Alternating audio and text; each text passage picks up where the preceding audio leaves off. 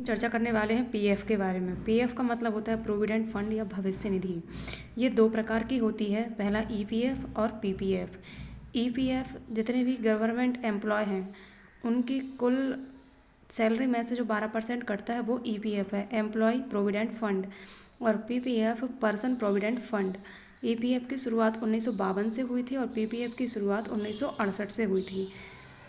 EPF जितने भी सरकारी कर्मचारी गवर्नमेंट एम्प्लॉय हैं उन सबका सैलरी का 12% कटता है, वो ईपीएफ होता है। ये कंपलसरी होता है। पीपीएफ ऑप्शनल होता है।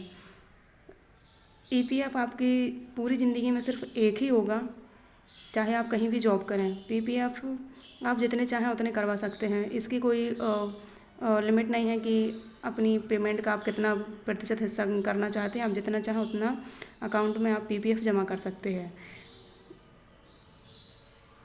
ये जब ईपीएफ जब सेवानिवृत्त होते हैं तब आपको ये मिला जाता है। बीच में भी आप दोनों को ईपीएफ को और पीपीएफ को शादी विवाह या इमरजेंसी में दोनों को आप निकाल सकते हैं। ये दोनों ईपीएफ और पीपीएफ दोनों टैक्स फ्री होते हैं। जैसे कभी आपने बैंक से लोन लिया तो अगर आप लोन कर्ज नहीं चुकाएंगे तो आपके ईपीएफ से या पीएफ से उसकी कटौती नहीं की जाएगी। ये अलग ही है, ये वित्त मंत्रालय के अंतर्गत आता है। फिर है जीपीएफ।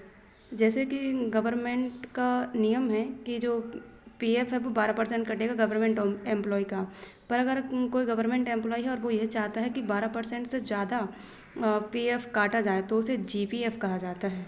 इसी तरीके से पीपीएफ जो पर्सन प्रोविडेंट फंड है, अगर वह व्यक्ति भी प्राइवेट में अगर अपने जितनी भी उसका परसेंट है उससे ज़्यादा जमा करना चाहता है तो उसे वीपीएफ कहा जाता है। ईपीएफ पे आपको ब्याज 8 से 9% मिलता है और पीपीएफ पे आपको ब्याज 7 से 8% मिलता है। ये दोनों ही सिक्योर हैं, अच्छे हैं।